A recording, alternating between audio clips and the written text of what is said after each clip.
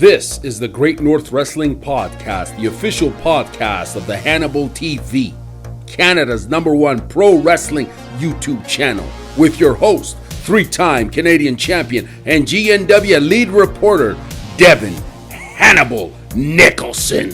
This is Hannibal from thehannibaltv.com, and I have Tracy Smothers, aka Freddy Joe Floyd, on the line, and we're doing a clip here to clear something up. There's been a lot of comments from his recent shoot interview that he's done with us about his teeth.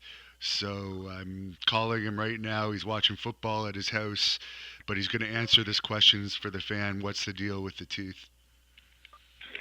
Yeah, 2010 on a show in Cleveland, Ohio for JT Lightning, God rest his soul, Cleveland All Pro Wrestling, wrestling Jerry Lawler on a drop kick.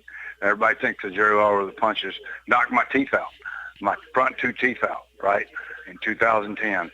And things like that did. It didn't come out all the way till about 2-3 weeks later. I used it for my shoot job, delivering pizzas, because Jerry Lawler knocked my teeth out. I got awesome tips.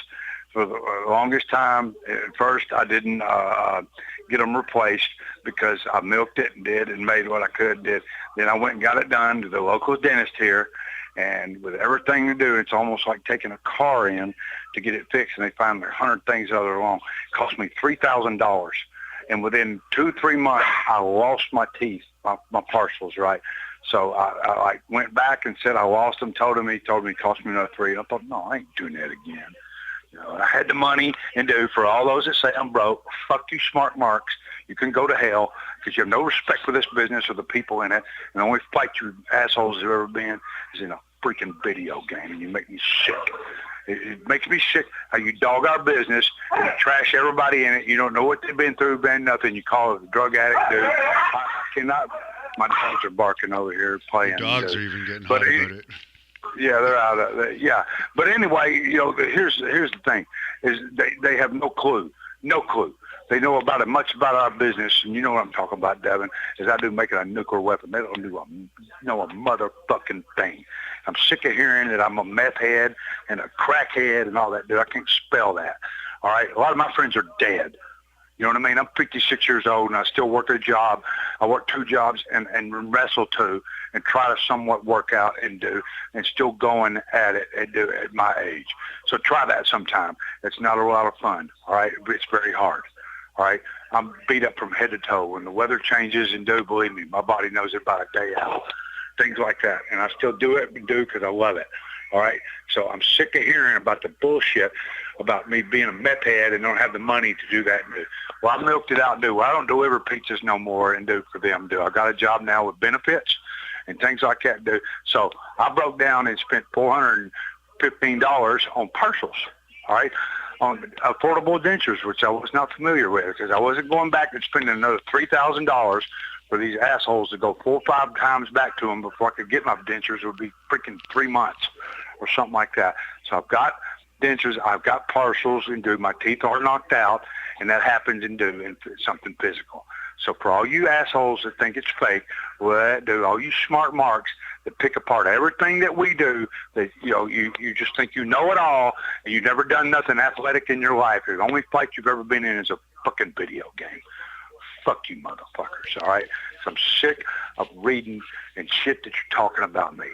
I see that dude, well, this shit, all these drugs and all that, dude. The only thing I've ever done is I took a pain pill because I couldn't walk. And if I've smoked anything, it was medical marijuana because I've had about 40 concussions and I've had about 12 or 13 mini strokes. So fuck you, motherfuckers, all right? It's as simple as that. You don't like what I'm saying and I'll talk all that shit. I get the thing about the bear and the bears that I've wrestled and all that, I was booked on shows and and got paid to do that, done what I was told and do. And I get so tired of hearing bullshit about people saying things like, well, that's inhumane, that's this and that's that, and we'll do all that. Well, it's 30 years ago, so get over it, motherfuckers. The last time it ever happened was in 1989, so I'm tired of that too. And they go, and another thing, they go, well, you don't look like you did when you wrestled the bear. Well, that was 1989, the last time I did it. That was only 29 years ago here. All right. So yeah, owed all that stuff and due. So you smart marks can go to hell. Do not pass go. Do not collect $200. All right, in the game of life. Fuck you. All right, simple as that. Really, it makes me sick when I sit there and they trash the Monday Night Raw show. If you don't like it, don't watch it. Well, I don't like it, and I don't watch it, and I don't trash it, so I actually take that advice. I ain't saying that I particularly like it either. I ain't saying that I do. But what are you going to do anymore? Everything's been done. Yeah. What are you going to do? You know what I mean? Jump off a fucking building? Because that's what these young guys are doing anymore. You watch any of that? No, we're going off the teeth. You watch the stuff that these kids are doing. They're setting themselves on fire and everything else to do. What else are you going to do?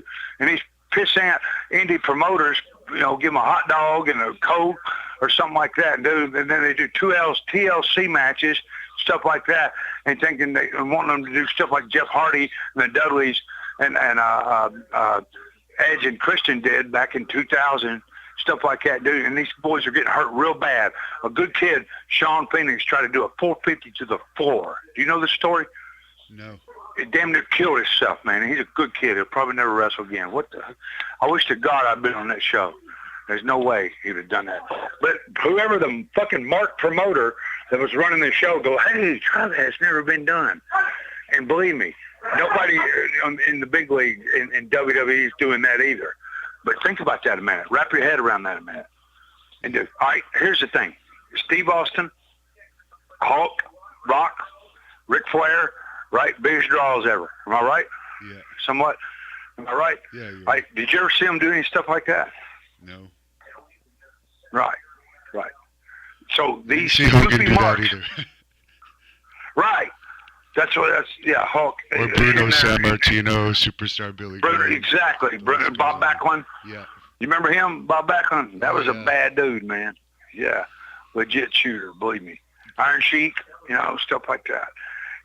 But anyway, I get all fired up and everything because you sit there and do, and I'm just going, man, it's crazy.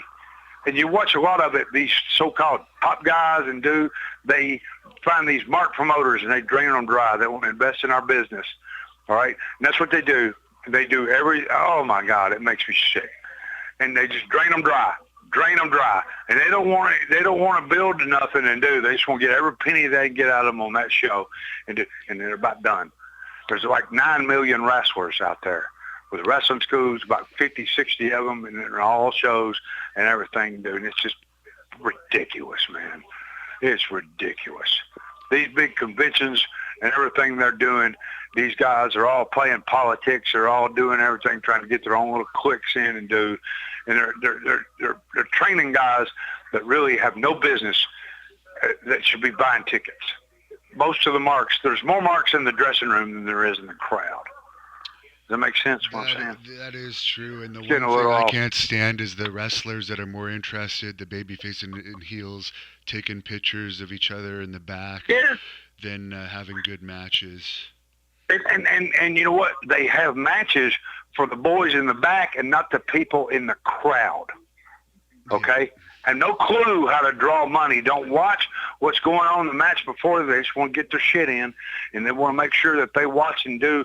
And we got to make sure we watched and saw what such and such did on Raw, SmackDown, Ring of Honor, New Japan, Impact, or YouTube from whatever else did, or freaking Starrcade from 73 or 83 or whatever. You know what I mean? It's just ridiculous. And they talk shit about everybody. And most time they talk shit is because they physically could never do nothing athletic in their life. They do good to get up off the couch and go to the fucking refrigerator to get something to eat. It's as simple as that.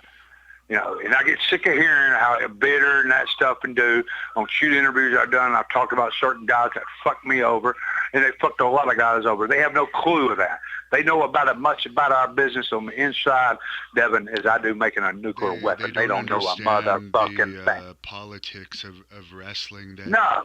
It doesn't matter if you're necessarily a good wrestler or talent. There's a whole political side to it where you'll never get a push or an opportunity unless you are sucking up to the right people, and that's just the way it is.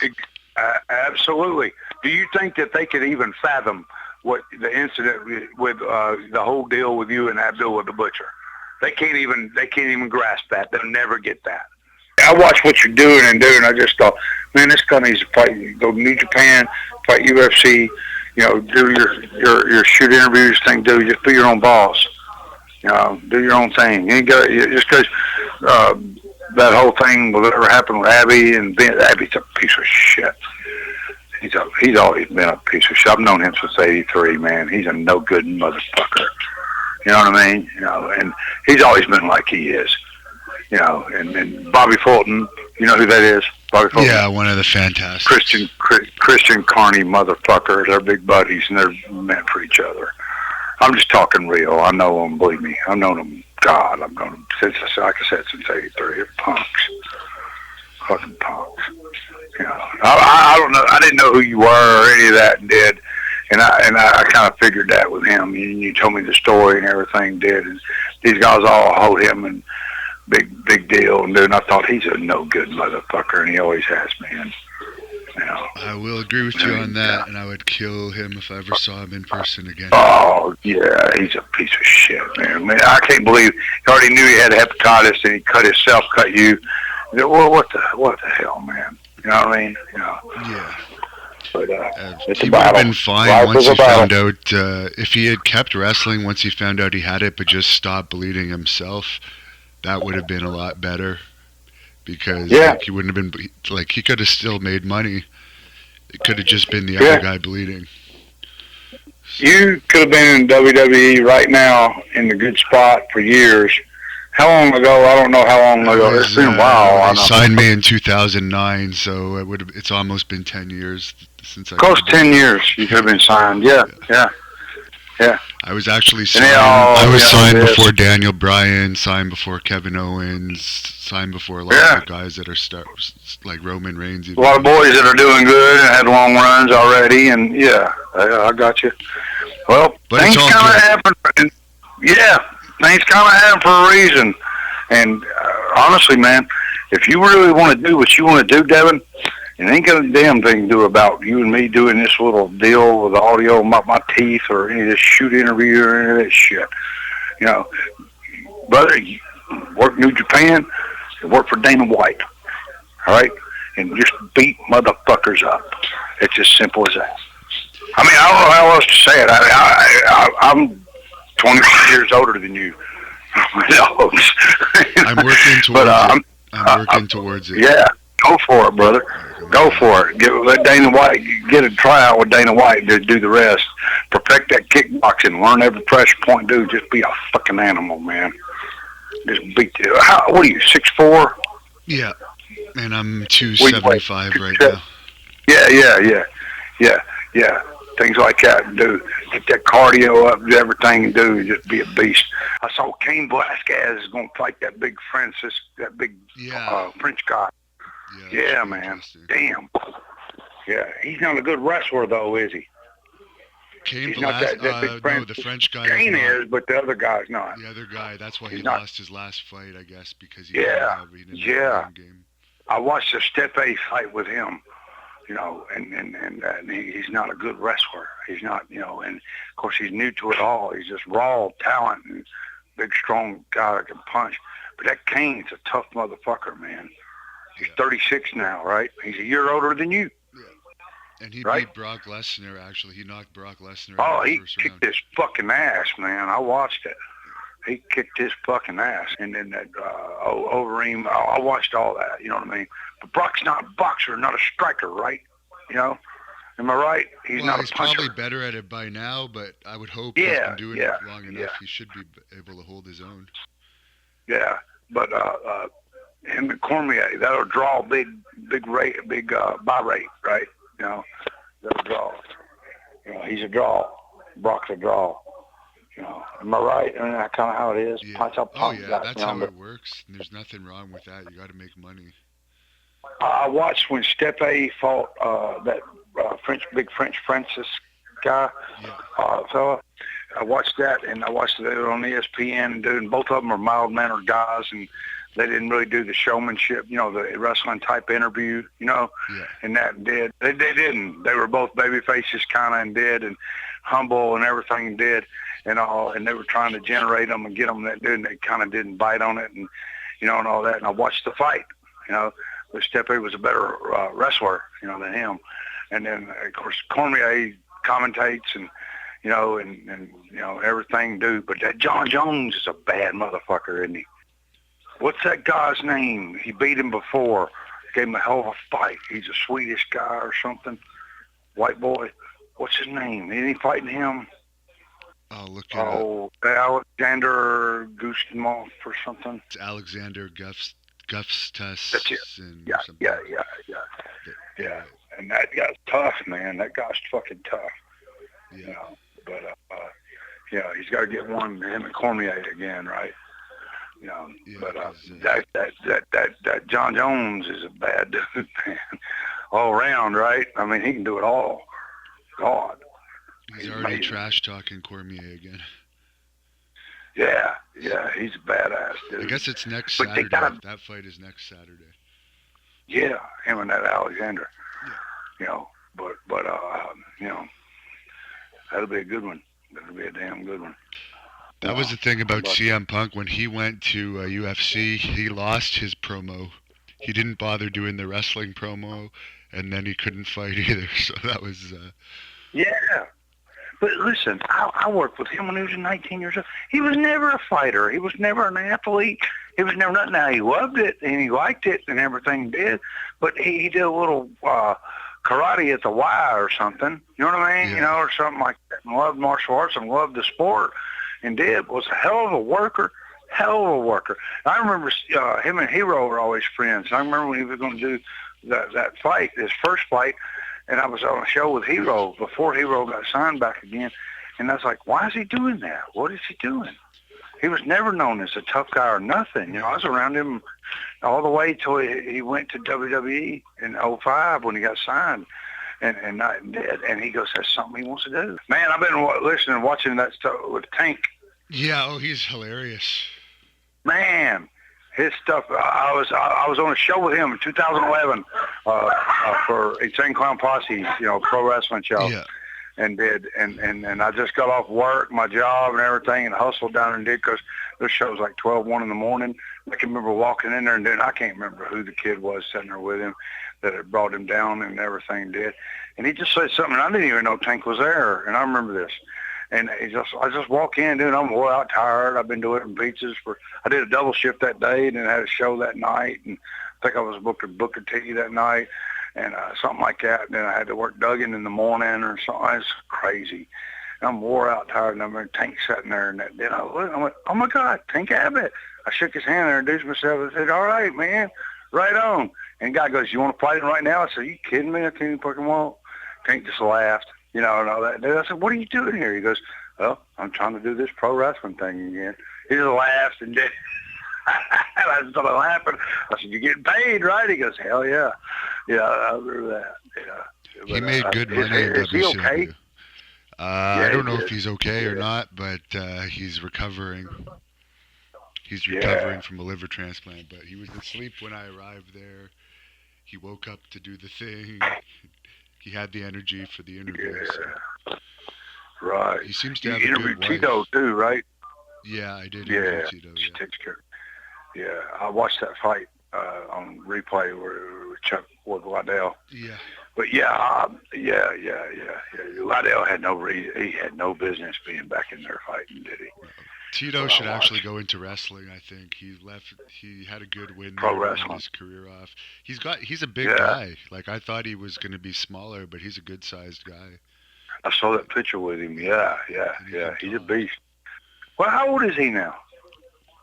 Maybe 44. Maybe. Early 40s. Yeah. Yeah, I thought. Yeah, early 40s, mid 40s. Yeah. How could someone on the street that's never just a casual wrestling fan have any idea what you've been through, right? Think about that. What do you think they would do at a New Japan tryout in California? They would. And them guys are like, they would. And you know well as I, they're coming. New Japan don't play. They're coming to overtake Vince. Yeah, Madison Square Garden next April. They just sold out actually 2 shows in the U.S. in 90 minutes in L.A. and North Carolina. So I do believe they could be competition because people are sick of the WWE product. And absolutely. And they are. It's stale. And I'm right with you. And they're partnered with Ring of Honor. And that whole thing did, and when they cut them out of that, and what's it called, Sinclair, their people are really powerful. So yeah, that's good for the business. Then you see Cody Rhodes and the Young Bucks, right, going to start their own deal. You know what I mean? So that's good for the business. Competition's good. Hey, you like fast food? I do too, right? Sometimes I want to eat Burger King. Sometimes I want McDonald's. Sometimes I want Wendy's. You know what I mean? Yeah. Stuff like that. It's pretty long off from these teeth, but beat that guy's ass, man. And that kick. When's your kickboxing fight? February 2nd. It's in 5 and something weeks, and I'm gonna be ready. You just got to kickbox, right? You can't take him down. He's gonna go down from being knocked out. He's not gonna make it past. At most, he's gonna make it to the second round. It's not a. He's a tough guy. He's 6'6", 295, martial arts expert, but. I'm not planning to lose that, and I'm not planning to let it go out of the second, because as you said, I want to go into the pro ranks, and I got to make a statement in that fight. And drop this motherfucker like you as quick as you can. I already did my first workout. As soon as I'm off the phone with you, I'm going to run 6.5 miles. So. Holy shit! Yeah, go for it. Hey, are you doing yoga, man? Are you stretching a lot? I am stretching a lot, but I should do it more. Brother, stretch, and then start stretching. But hit that yoga. That stuff's magic, man. I'm on it hard and have to now. Starting this new job, I'm on my feet a lot, dude. And I'll just break that. If I feel stiff, I'll break down and just do a little sequence. And that, dude, and it helps, man. It's magic. It's so good for your core and for guys with body trauma, athletes and dudes. So do that, man. Go for it, man. Go for it. Get in that UFC. Go for it, man. You be an all-around, what you are, trying to be an all-around fighter, in pro wrestling too. Be your own boss, pretty much. Exactly. You know what I mean? Well, the pro wrestling's up to New Japan's hands now, whether they take me or not, because other than that, I'm just fighting. I don't want to do any indie shows anymore. You make a statement, and you knock this motherfucker out in like 15, 30 seconds. And the rest of the work, I'll take care of it. So, I mean, that's just the way it is. You know what I mean? What do I know, right? But that's true. Just beat the fuck out of it. I will. I'm a violent person. Why do you think I want to get into real fighting? Yes. I remember I saw that. When I first met you, when we did the shoot interview, and on your head, I didn't ask you then, and you told me that about the bikers. I'm like, oh my God, I hate bikers too. They're like punks. They gang on you and everything. I know how they are. A bunch of punks. I actually ran into some bikers the other night, and I actually made up with them. So I don't have any heat with bikers any longer, but yeah, there was a little issue in the past, but we're not going to talk about that in this. Yeah. It's nothing to do with all that, but that's just personal shit. But yeah, and my shift, I've been going 5 o'clock in the morning to 1, right, on my job. But I get benefits, and all that, dude. I'm having to get up like 2:33 in the morning, get my little workout in. I'm like, oh God, that's hard when you're an old man. You know what I mean? That's hard. But the frustration and the drive and failures and things that happen, like your situation with Abby, you got to use that for fuel to don't give up. Do whatever you want to do, man. You don't live but once, all right? You don't live but once. There is no I can't. Go for it and do it now. It's just because nobody's going to take care of you but you. You're not going to screw you over. You're going to take care of you. But you can't be just a guy that's interviewing people. You've got to be doing what you're doing. Do it all. Right. Only thing I want on my gravestone is no regrets. Thank you for listening to the Great North Wrestling Podcast. Subscribe to this podcast on iTunes and subscribe to the Hannibal TV on YouTube for all the latest GNW news and videos. Follow at Devin Hannibal on Twitter, and check out our website at thehannibaltv.com.